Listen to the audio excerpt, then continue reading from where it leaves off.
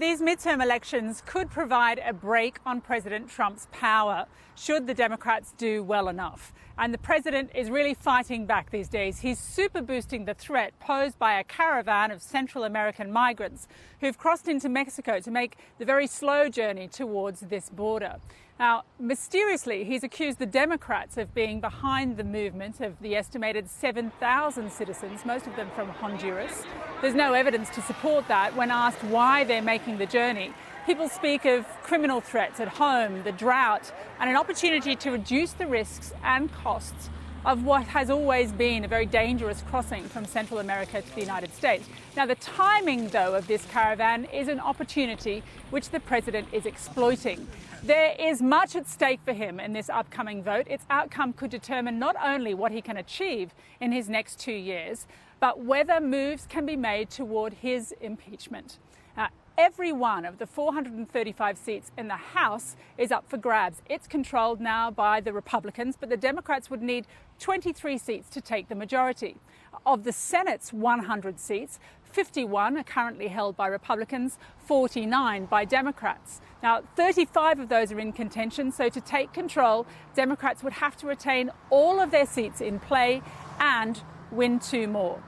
Here in Texas is one the Democrats are desperately hoping they can win, even though they haven't won a state race since the 90s. The current senator is Republican Ted Cruz, but there's a wonderkid challenger who's making him sweat. We caught up with both candidates on the campaign trail last week when the caravan was yet to emerge, but immigration was already the talk of Texas. Deep in the heart of Texas, they're already casting votes. Early voting has turnout at double what it was for the last midterm election. And part of what's sending folks into a spin is the Democrats' hipster candidate du jour, Beto O'Rourke. All right, everybody share this. He has a skateboard, a young family, and modern political instincts to match. When news spread of the Trump policy to separate immigrant children from their families at the border, he appeared on Facebook Live outside the camp where the children were being held. This is not America. This is not us.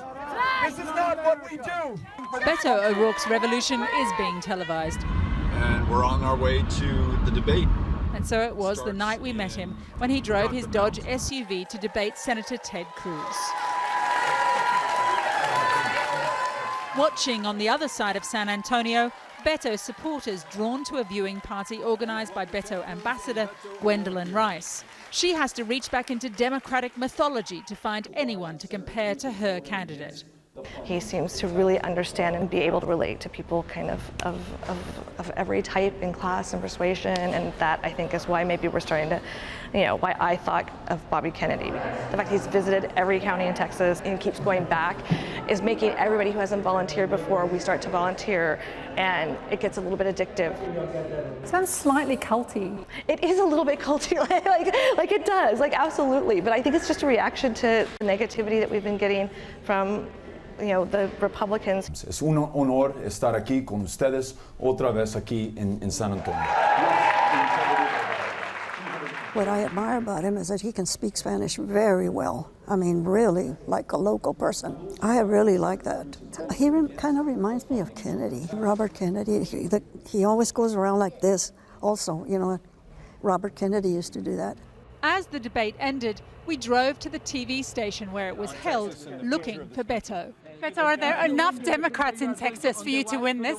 There are enough Texans, and we're not running to represent Democrats. We're not representing to represent Republicans. We're running to represent Texans. And so I think at this moment of division, this country's coming together, led by Texas. We're not allowing party to divide us. We're focused on doing those big things that this country should be able to lead on, whether it's healthcare or education or immigration. And I'm really inspired by the people in Texas that I've met who are going to lead the way. So we spoke to 2 of your supporters tonight who compared you to Bobby Kennedy. Do you feel the weight of their expectations? No, I feel the energy that they have, that they've contributed to this campaign. They're making this possible, and I'm just very lucky to be a part of it. Congressman, Thank you. For Irish television, what's your Irish heritage? Is it something We had to scramble around the question from Irish television about his Irish heritage. And we have this amazing tradition in this country of accepting asylum seekers and refugees, immigrants who've helped to make this the greatest country in the world. And I want to make sure sure that we continue those traditions that have allowed us all to be so successful. Ever positive and smiles all round. Thank you all. But appearances can be deceiving. Meredith, you guys came out tonight to get a photo with Beto. Why? I was actually standing outside for Ted Cruz, but Beto came out. I'm confused, Meredith. I'm confused. Okay. You were here to see Senator Cruz. Yes. Originally. I agree with the way that he supports my president. Politics in the US is so tribal, it feels rare to run into someone prepared to stand together with the other side, even for a photo. But Meredith blames the Democrats for the current bitterness rather than her president. And I think that the election results in 2016 brought a lot of hostility on the Democratic side of the equation. That's brought a lot of just vitriol to politics because of their hatred for Donald Trump. They admit the president can be nasty himself, and no one can attest to that better than Ted Cruz. He was an opponent of the president in the brutal 2016 Republican primaries. And it got nasty. And then it ended, and I'll tell you what, nobody has helped me more. All that bad blood, Trump posting abusive tweets about Ted Cruz's wife and implying his father was an associate of the guy who killed JFK, all forgotten. Well, listen, I appreciate the media wanting to focus on political attacks from a campaign that was 2 years ago. I'm focused on the people of Texas. How much is your success at the midterms dependent upon a high level of enthusiasm for President Trump? I think that's very helpful. I think that's very, very beneficial. This election comes down to turnout. The extreme left is really angry. They're energized, they're filled with rage and anger and hatred for the president. Now, the good news in the state of Texas, there are a lot more conservatives than there are liberals. At his post-debate party, the next generation of conservatives is at the ready, willing to stand up for zero tolerance at the border. They go to the border, predicated on the idea that their lives are so full of anxiety and pain that they can't live where they were before, even though they go through at least 4 countries, and even those countries are well equipped to take them in. They're more culturally synonymous with them as well. They come to the United States and they cross the border illegally. Why are we separating families? It's because they broke the law, and if you break the law, you go to prison. It's as simple and clear cut as that. I suppose the difficult thing is that you're seeing very young children punished for this crime, as you call it. Well, yes, but of course they didn't have criminal intent. But still, But a 4 or 5-year-old can't have criminal intent, surely. of course they can't have criminal intent, but you can't make me a criminal for forcing me to take care of them. It's certainly not good to keep a child in the care of a parent who is willing to carry out a crime like that. So maybe putting them in jail isn't the greatest thing, but separating them is not the worst thing in the world. Today's job fair If hardline immigration isn't your thing, the Republicans have another crowd pleaser to roll out to win your vote. Jobs, jobs, and more jobs. We're hiring right here. Over at the Second Chance Job Fair, Minnie Cortez is making some noise for her small food preparation company, amped up by an economy that's booming. Fill it out and come back. So, Minnie, how many people are you looking to hire today? Well, if I had my way, I'd hire 102 today. Everybody else need an application?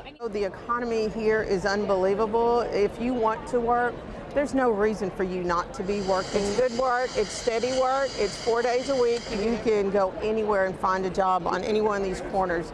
Somebody is hiring. Minnie is a Republican all the way and says she'll vote Cruz on account of the economy and immigration. All right, thank you, Danielle. I appreciate it. We'll see you tomorrow, okay? I'm a second-generation American. I watched my grandmother get naturalized. It took her 12 years and $20,000. You know, everybody made money off of her to become a citizen, but she did it the right way. So, yes, illegal immigration needs to stop, but immigration reform needs to continue, and we need to make it better and quicker and cheaper.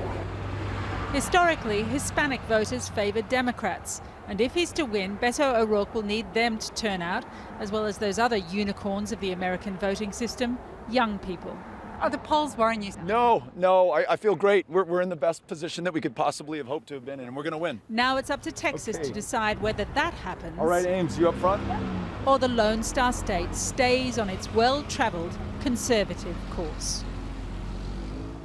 So the nationwide vote is on November the 6th, but with the interception today of these pipe bombs that have been sent to Democratic figures as well as to the media, we're already hearing calls from people who are active at the most senior level of politics in America to say, look, please, can we cool the rhetoric? There is a lot of anger, not only about immigration, but also about sexual violence, the appointment of Judge Kavanaugh to the Supreme Court. So going forward, the question will be how actively the candidates themselves and the party's leadership decide to respond to these calls.